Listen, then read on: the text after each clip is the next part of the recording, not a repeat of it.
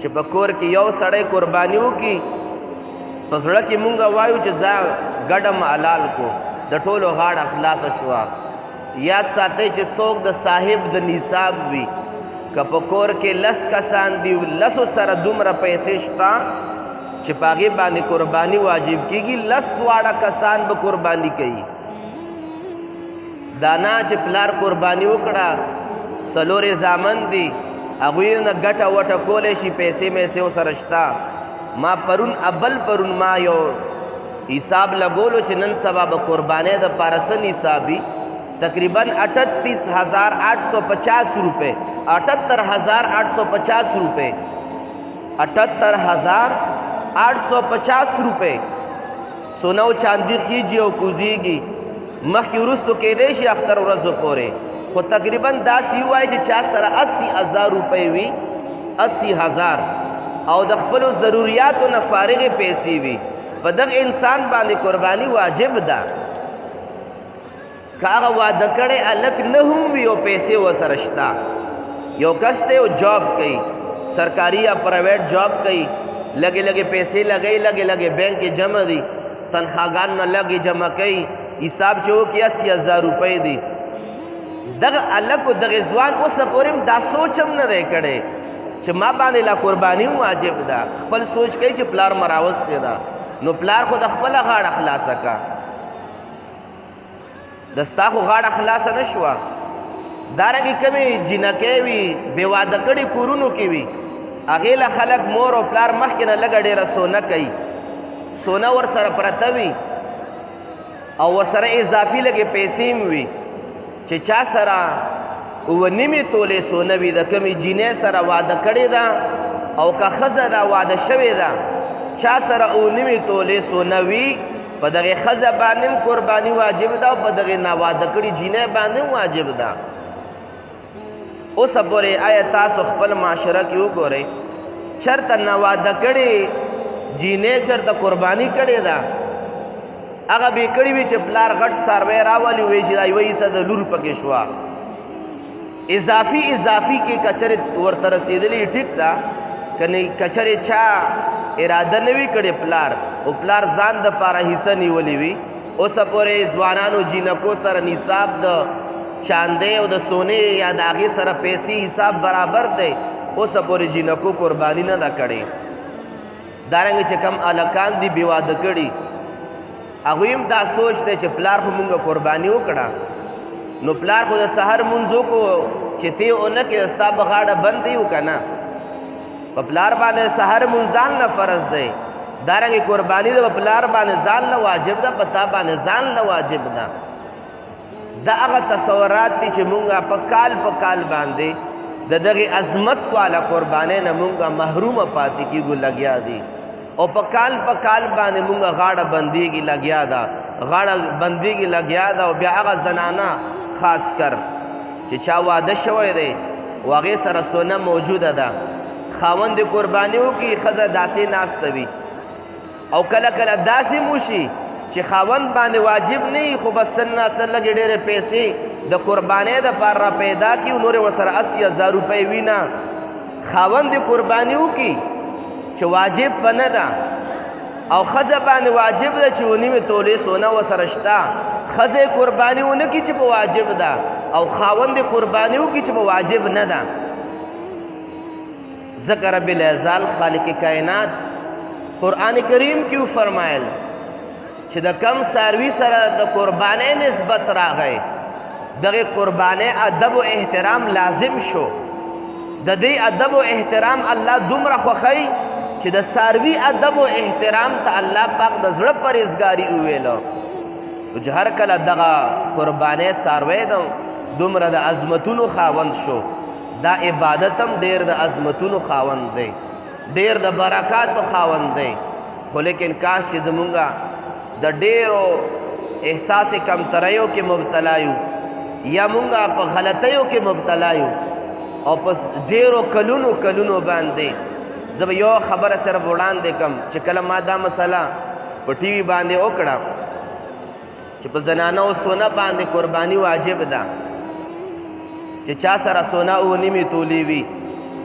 د یو ښځې وینا داوه چې ما 21 سال د واده وشول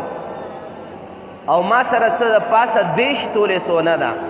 21 سال د واده نه ما تر نن ورځې پورې 21 سال کې ما قرباني نه ده کړې 21 سال غاړه بند ده 21 کاله د الله پاک په دغه گرفت کې گرفتار ده دارنګ خپل د کور زنانو حساب مونږ واخلو چې آیا مونږ کور کې د زنانو سره 9 تولې سونه شته که نشته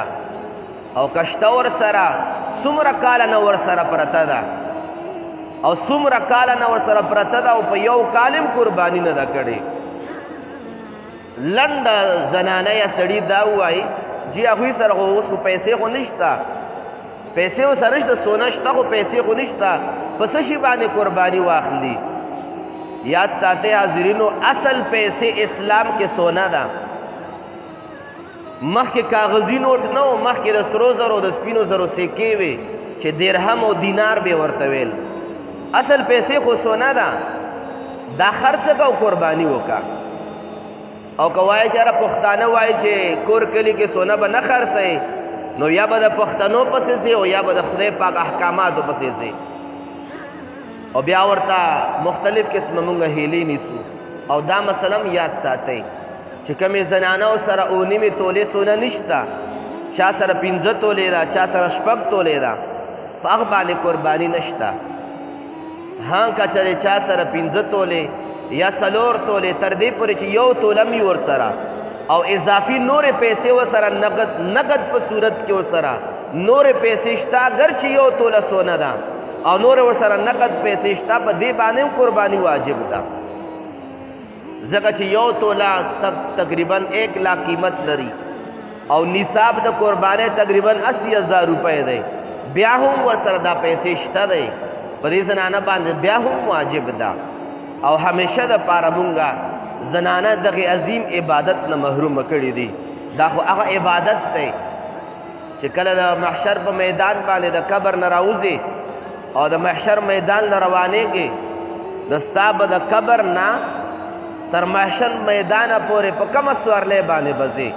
دا هغه سورلۍ ده چې کومه باندې تا قرباني کړې ده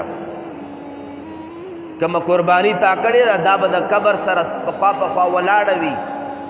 او دغه قربانۍ باندې به ته سورېږي او محشر میدان ته به روانېږي شاید چې زنانو ته دا سورلۍ میلاو شي ځکه چې زنانو اهتمام سره قرباني نه کوي او هغه هلکان او ځوانان چې څوک صاحب نصاب دي او قرباني په واجب ده او کال په کال باندې نه کوي وایي چې مونږ خو واده نه دی کړی که ورته ووایي چې نو قرباني به نه کوي چې پلار هم کوي